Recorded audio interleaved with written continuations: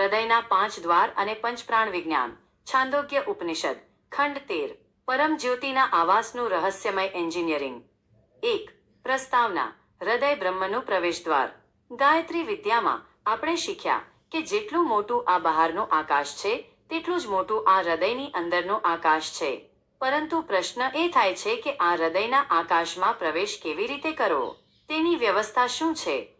છાંદોગ્ય ઉપનિષદના તૃતીય અધ્યાયનો ખંડ 13 જણાવે છે કે હૃદય એ માત્ર એક માંસપેશીનો લોચો નથી, પરંતુ તે દેવલોક છે. તેમાં 5 દિવ્ય છિદ્રો અથવા દ્વારો છે, જેને દેવસુષિ કહેવામાં આવે છે. આ 5 દ્વારો 5 પ્રકારની દિવ્ય શક્તિઓ, પ્રાણો દ્વારા સુરક્ષિત છે.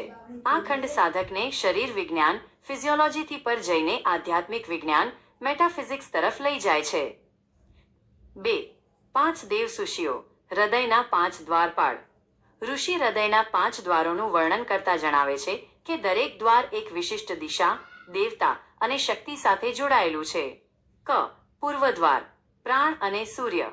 હૃદયનું જે પૂર્વ દિશા તરફનું દ્વાર છે તે પ્રાણ છે. દેવતા, સૂર્ય અને ચક્ષુ, આંખ. વિશ્લેષણ. પૂર્વ દિશા ઉદયનું પ્રતીક છે. પ્રાણ એ મુખ્ય ઉર્જા છે. સૂર્ય જગતની આંખ છે. સાધના. જે સાધક હૃદયના આ દ્વાર પર ધ્યાન ધરે છે તે તેજસ્વી બને છે અને તેનામાં અન્નાદ, અન્નનું પાચન કરનાર અને પોષણ મેળવનાર બનવાની શક્તિ આવે છે. ખ. દક્ષિણ દ્વાર. વ્યાન અને ચંદ્ર. હૃદયનું જે દક્ષિણ દિશાનું દ્વાર છે તે વ્યાન પ્રાણ છે. દેવતા, ચંદ્ર અને શ્રોત્ર, કાન. વિશ્લેષણ. વ્યાન એ પ્રાણ છે જે આખા શરીરમાં ફેલાયેલો છે. દક્ષિણ દિશા પિતૃઓ અને શાંતિની દિશા છે. ચંદ્ર મનનો કારક છે. સાધના. આ દ્વારની ઉપાસના કરનાર સાધક શ્રીમાન, વૈભવશાળી અને યશસ્વી બને છે. ગ. પશ્ચિમ દ્વાર. અપાન અને અગ્નિ. હૃદયનો જે પશ્ચિમ દિશાનું દ્વાર છે તે અપાન છે. દેવતા, અગ્નિ અને વાણી. વિશ્લેષણ. અપાન એ શક્તિ છે જે નીચેની તરફ ગતિ કરે છે અને શરીરના વિસર્જનનું કાર્ય કરે છે. અગ્નિ વાણીનું પ્રતીક છે. સાધના. આ દ્વારની ઉપાસના કરનાર બ્રહ્મ વર્ચસી, બ્રહ્મ તેજવાળો બને છે. ઘ. ઉત્તર દ્વાર. સમાન અને પર્જન્ય. હૃદયનું જે ઉત્તર દિશાનું દ્વાર છે તે સમાન પ્રાણ છે. દેવતા, પર્જન્ય, વરસાદ, વાદળ અને મન. વિશ્લેષણ. સમાન પ્રાણ શરીરના તમામ રસોને સમાન રીતે વહેંચે છે. વરસાદ પોષણ આપે છે. સાધના. આ ઉપાસનાથી કીર્તિ અને કાંતિ, ચમક પ્રાપ્ત થાય છે. ચ. ઉર્ધ્વ દ્વાર.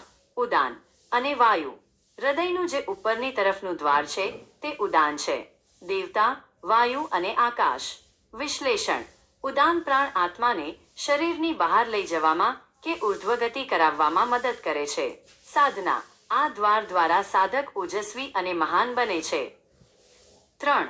હૃદયની જ્યોતિ. જઠરાગ્નિથી પરમાત્મા સુધી.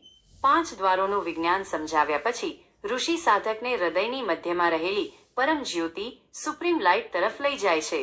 આ લેખનો સૌથી મહત્વપૂર્ણ અને વૈજ્ઞાનિક ભાગ અહીં શરૂ થાય છે. ઋષિ કહે છે કે જે જ્યોતિ બ્રહ્માંડના સર્વોચ્ચ શિખરે ઝળહળે છે તે જ્યોતિ મનુષ્યના શરીરની અંદર પણ છે. આને ઓળખવા માટે ઉપનિષદ 2 પ્રાયોગિક પુરાવા, એવિડન્સીસ આપે છે. 1. સ્પર્શ, ટચ. જ્યારે આપણે આપણા શરીરને સ્પર્શ કરીએ છીએ ત્યારે તે ગરમ લાગે છે. આ હૂંફ, વોર્મથ એ હૃદયની તે પરમ જ્યોતિનું બાહ્ય લક્ષણ છે. જો શરીર ઠંડુ પડી જાય તો તેનો અર્થ છે કે જ્યોતિ નીકળી ગઈ છે. 2. શ્રવણ, હિયરિંગ. જ્યારે આપણે આપણા બંને કાન બંધ કરીએ છીએ ત્યારે અંદરથી એક ગુંજારવ, હમિંગ સાઉન્ડ સંભળાય છે, જાણે રથ ચાલતો હોય કે અગ્નિ સળગતો હોય. આ અનાહત નાદ એ અંદર રહેલા બ્રહ્મનો અવાજ છે. 4. પંચ પ્રાણનું સંતુલન અને આધ્યાત્મિક પ્રગતિ. 3000 શબ્દોના વિસ્તાર માટે આ મુદ્દાનું ગહન વિશ્લેષણ. હૃદયના 5 દ્વારો વાસ્તવમાં આપણા વ્યક્તિત્વના 5 પાસાઓ છે. જો આપણો પ્રાણ પૂર્વ શુદ્ધ નથી તો આપણી દ્રષ્ટિ દોષિત રહેશે.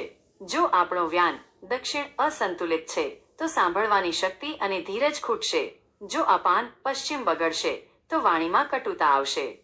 ઉપનિષદનો બોધ એ છે કે આ 5 દ્વારપાળોને, પ્રાણોને સાધના દ્વારા સંતુલિત કરવા જોઈએ, જેથી હૃદયના ગર્ભગૃહમાં રહેલા બ્રહ્મ સુધી પહોંચી શકાય.